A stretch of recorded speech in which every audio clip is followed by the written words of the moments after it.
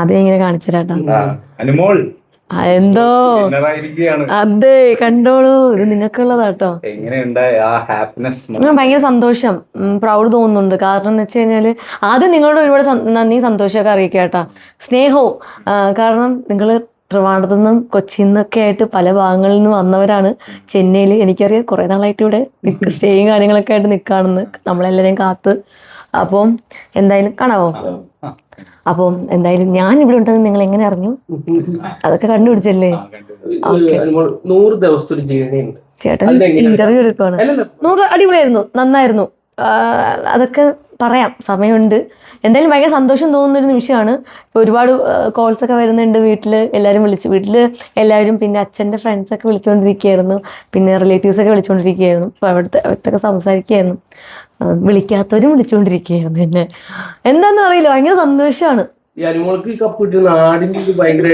ഞാൻ ശരി ഉണ്ട് അങ്ങനെയുണ്ട്.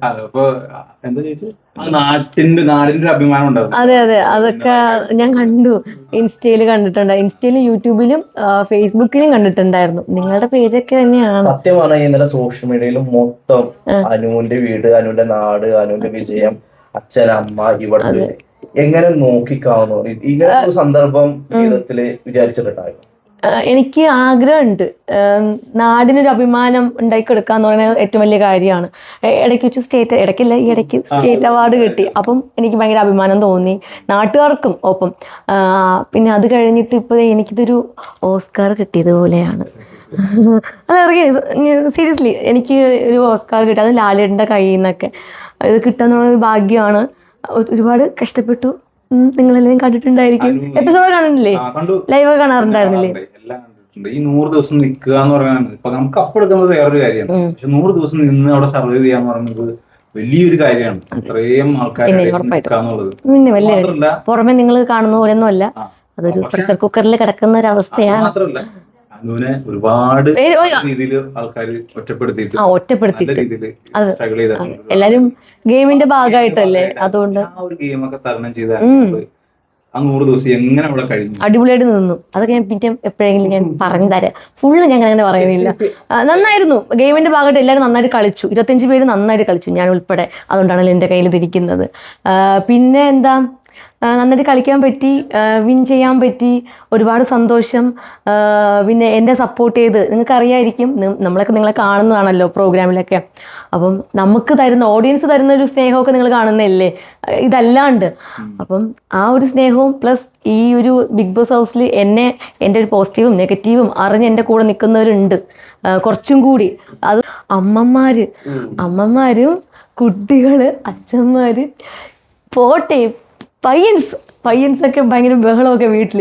അനു ജയിക്കും. അല്ല, ഒരാൾ പറയില്ല അനീഷായിരിക്കും, അല്ല അനു ജയിക്കും. അപ്പോൾ ഒരു കുഞ്ഞു പറയുക, അല്ല അമ്മ പറയുക നിന്റെ അനു പോയി. ഇല്ല അമ്മ അങ്ങനെ പറയരുത്. അങ്ങനത്തെ ഉള്ള വീഡിയോസ് കാണാൻ ഭയങ്കര സന്തോഷം തോന്നുന്നുണ്ട്.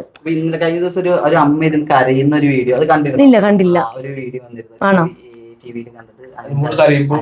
ആണോ? എനിക്ക് ഇവിടെ പറഞ്ഞിട്ടുണ്ടായിരുന്നു, പക്ഷെ ആ വീഡിയോ ഞാൻ കണ്ടില്ല. കാണണം, അതൊക്കെ കാണാൻ ഭയങ്കര സന്തോഷം തോന്നും. എന്നെ ഇത്രയും സപ്പോർട്ട് ചെയ്യുന്നുണ്ടല്ലോ, ഇനിയും ഇപ്പോഴും അറിയാത്ത ആൾക്കാരും കൂടി എന്നെ സപ്പോർട്ട് ചെയ്യുന്നുണ്ടല്ലോ. അപ്പോൾ ലോകമെമ്പാടുള്ള എല്ലാ മലയാളി പ്രേക്ഷകരോടും ഒരുപാട് സ്നേഹം, നന്ദിയല്ല സ്നേഹമാണ് കേട്ടോ, സ്നേഹം മാത്രം.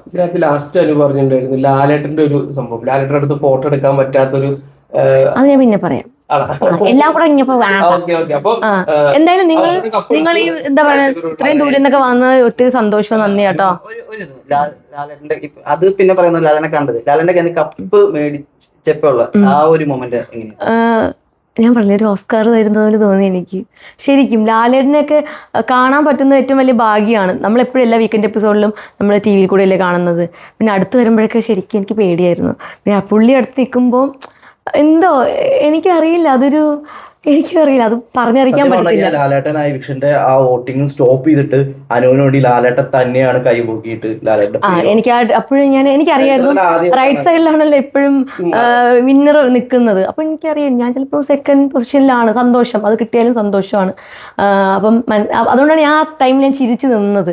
പെട്ടെന്ന് കൈയെടുത്ത് പൊക്കിയപ്പോൾ ഞാനോ എന്നുള്ള രീതിയിലായി. പക്ഷെ ആ ഉള്ളിൽ നടന്ന കൈ പൊക്കണ സമയത്ത് എല്ലാവരും ഒരുമിച്ച് കൈയടിച്ചു, എല്ലാവരും ഒരുമിച്ച് എണിച്ച് നിന്നു. റാപ്പ് ചെയ്തു.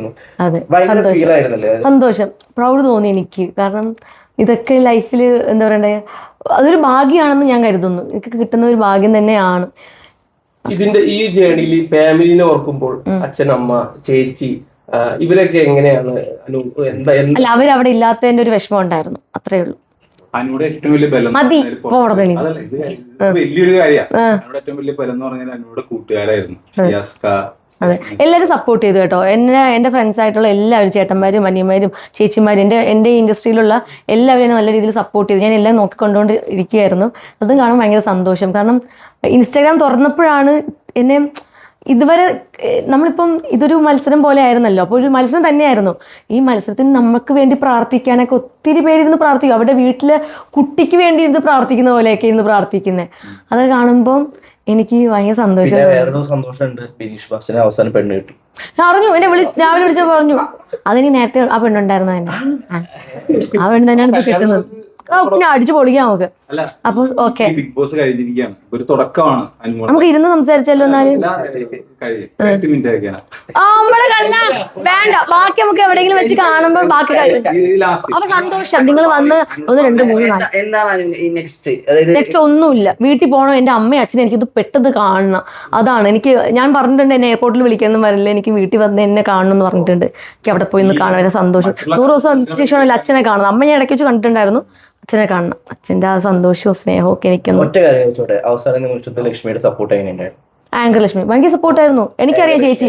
ലക്ഷ്മി അത് വല്ലാത്തൊരു സർപ്രൈസ് ആയി, ഷോക്കായി പോയി. ഭയങ്കര സപ്പോർട്ട്. അതെ, ലക്ഷ്മി നല്ല രീതിയിൽ സപ്പോർട്ട് ചെയ്തു. അതിലൊരുപാട് സന്തോഷവും നന്ദിയാണ് കേട്ടോ ലക്ഷ്മിയോട്. ലക്ഷ്മി എൻ്റെ കൂടെ ഉണ്ടായിരുന്നു ഇത്ര സമയം, പോയി. അപ്പൊ എല്ലാരും സ്നേഹിച്ച പ്രേക്ഷകരോട്, എന്നെ സ്നേഹിച്ചുകൊണ്ടിരിക്കുന്ന പ്രേക്ഷകരോട് ഒത്തിരി സ്നേഹം മാത്രമാണ്. സ്നേഹം എന്നും സ്നേഹം കാണും. അതിൽ കൂടുതൽ എനിക്ക് എന്നും ഇല്ല തരാൻ. സ്നേഹം എന്നും കാണും. സ്നേഹം അന്നോ ഞാൻ പറഞ്ഞല്ലോ നിങ്ങളുടെ അടുത്ത് പോകുന്നു. ഞാൻ പറഞ്ഞു ക്യാമറ മാറ്റിയിട്ട് ഞാൻ പറഞ്ഞായിരുന്നു പോകുന്നു. ഇനി ഇതുപോലെ ഇനോഗ്രേഷൻസ് ഞങ്ങളുടെ അടുത്തേക്ക് വരുമോ? നീ കാണാൻ പറ്റും? ഉറപ്പായിട്ടും. നമ്മളൊക്കെ എന്നും കാണുന്നവരല്ലേ. ഒറ്റയടിക്കാൻ പാട്ട് ഡാൻസ് കൂടെ കളിക്കാം. 100 ദിവസം ഏറ്റവും ഇഷ്ടപ്പെട്ട ഒരു മൊമെന്റ് പറയുകയാണെങ്കിൽ പറയില്ല, അടുത്ത ഇന്റർവ്യൂവിൽ പറയാം. ഇത് ഞാൻ കൊണ്ടുവെക്കട്ടെ.